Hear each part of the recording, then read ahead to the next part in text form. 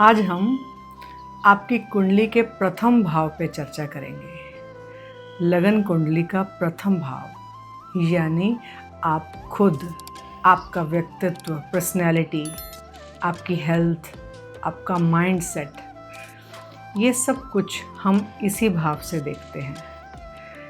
किसी भी कुंडली में कितने भी अच्छे योग हों, धन योग हो, सुख का योग हो, लेकिन अगर आपका लगन, आपका प्रथम भाव स्ट्रॉन्ग नहीं है, अच्छी पोजीशन में नहीं है, तो ये जो योग होते हुए भी इन सब सुखों से वंचित रह जाएंगे या उतने इफ़ेक्टिव नहीं होंगे ये योग जितने होने चाहिए। तो प्रथम भाव, फर्स्ट हाउस, आपकी पर्सनैलिटी को रिप्रेजेंट करता है और ये बहुत इम्पॉर्टेंट है। इसमें बैठे ग्रह और जो लगन का स्वामी है उसकी पोजीशन से हम किसी भी व्यक्ति की पर्सनैलिटी, नेचर, उसकी हेल्थ, उसकी लाइफ के बारे में जानते हैं। मतलब ओवरऑल पर्सनैलिटी उसकी कैसी है ये हमें प्रथम भाव से ही पता चलता है।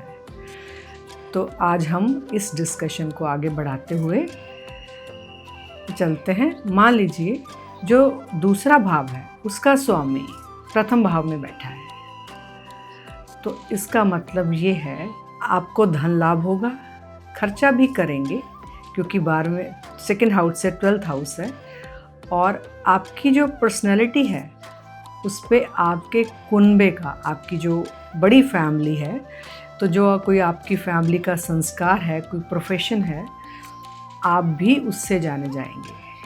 आप उसको रिप्रेजेंट करेंगे, अपनी एक बड़ी फैमिली को रिप्रेजेंट करेंगे, आपकी पर्सनैलिटी का पार्ट होगा और धन अर्जित भी करेंगे।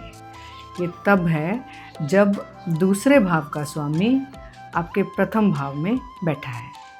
अब आते हैं तीसरे भाव पे। तीसरा भाव रिप्रेजेंट करता है पुरुषार्थ को, पराक्रम को।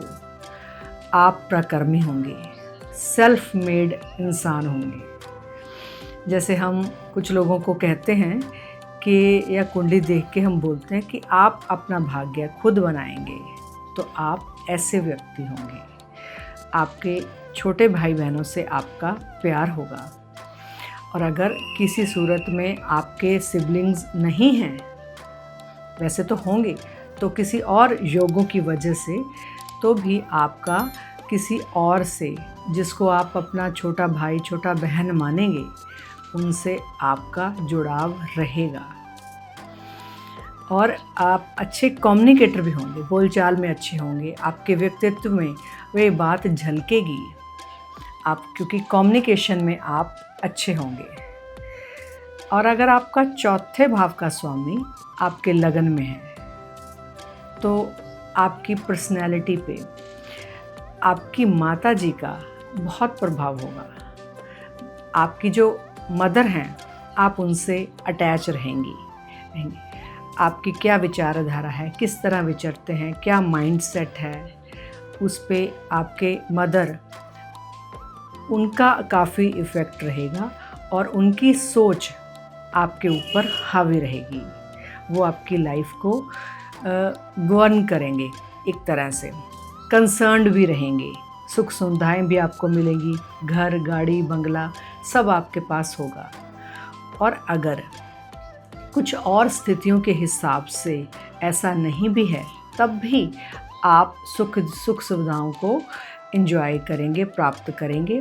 किसी और की हो, आप वहाँ रह रहे हैं, किसी और के घर में रह रहे हैं, किसी और की गाड़ी यूज़ कर रहे हैं, तो लेकिन आपको वो सुविधाएं अवश्य मिलेंगी।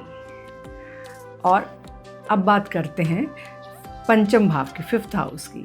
अगर 5th घर का हाउस का स्वामी उस आपके प्रथम भाव में है, तो इसका मतलब ये है कि आप पढ़ाई में, स्टडीज़ में अच्छे होंगे, अच्छा परफॉर्म करेंगे और बच्चों के साथ भी खुश रहेंगे। छोटे बच्चों के साथ आपका लगाव होगा और एंटरटेन करेंगे, खुद को खुश भी रहेंगे, एंजॉयमेंट करेंगे, आपकी अच्छी पर्सनैलिटी होगी।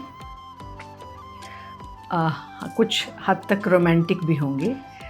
और अगर सिक्स्थ भाव का स्वामी आपके प्रथम भाव में है तो आप ज़्यादा केसेस में आप नौकरी पेशा इंसान होंगे।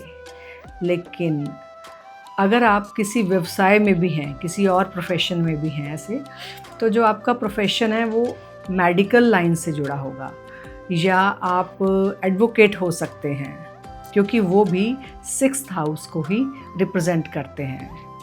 तो लेकिन ज़्यादातर केसेस में देखा गया है कि आप नौकरी से जुड़े रहेंगे और अपना अच्छा नाम बनाएंगे, राइज करेंगे, प्रमोशंस मिलेंगी। अगर आपका सेवन्थ हाउस का स्वामी आपके प्रथम भाव में है तो आपका पार्टनर, आपका लाइफ पार्टनर, आपका बिजनेस पार्टनर आपकी लाइफ को गवर्न करेगा, आपको सजेशंस देगा, आपकी लाइफ इम्प्रूव भी करेगा। आप अपना प्रोफेशन, अपना बिजनेस और बढ़ा सकते हैं, इम्प्रूव कर सकते हैं, उसमें अच्छे होंगे। और अगर एट्थ हाउस का स्वामी, आठवें भाव का स्वामी आपके लगन में है, तो जैसे एट्थ भाव मुश्किलों को दर्शाता है, प्रॉब्लम्स को दर्शाता है, तो आप ओवरकम्स करेंगे इन सब प्रॉब्लम्स को। और अगर आप एस्ट्रोलॉजी से जुड़े हैं, ज्योतिष से जुड़े हैं, नहीं भी जुड़े तो जुड़ सकते हैं, तो आप अपनी पर्सनैलिटी को इम्प्रूव भी कर सकते हैं, बहुत लाइफ में राइज कर सकते हैं, और किसी टैक्सेशन डिपार्टमेंट में हो सकते हैं। लेकिन एस्ट्रोलॉजी से जुड़ने से आपकी प्रॉब्लम्स कम होंगी, आपकी पर्सनैलिटी इम्प्रूव होगी, और एक्सट्रीम्स में ना रहते हुए आप बैलेंस पर्सनैलिटी रहेंगे। और लेकिन इसके अलावा आपको कई तरह की प्रॉब्लम्स का सामना भी करना पड़ सकता है। अब आते हैं नौवें भाव पे। अगर नौवें भाव का स्वामी आपके प्रथम भाव में है तो आपकी लाइफ पे, आप पे पिताजी का काफ़ी इफ़ेक्ट होगा।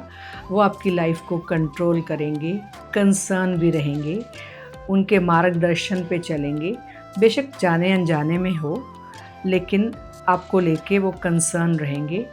आपके गुरु, आपके टीचर्स, वो भी आपकी लाइफ को इम्प्रूव कर सकते हैं, चेंज कर सकते हैं, और किस्मत भी आपका साथ देगी। उच्च शिक्षा भी प्राप्त कर सकते हैं, जो आपकी पर्सनैलिटी से नज़र आएगा। इसी तरह अगर दशम भाव की बात करते हैं, अगर दशम भाव का स्वामी आपके प्रथम भाव में है तो आप अपने प्रोफेशन में, अपने काम में अच्छे होंगे, मेहनती होंगे, राइज करेंगे। और अगर वो अच्छी पोजीशन में हैं तो इसके काफ़ी आपको अच्छे इफ़ेक्ट्स देखने को मिल सकते हैं।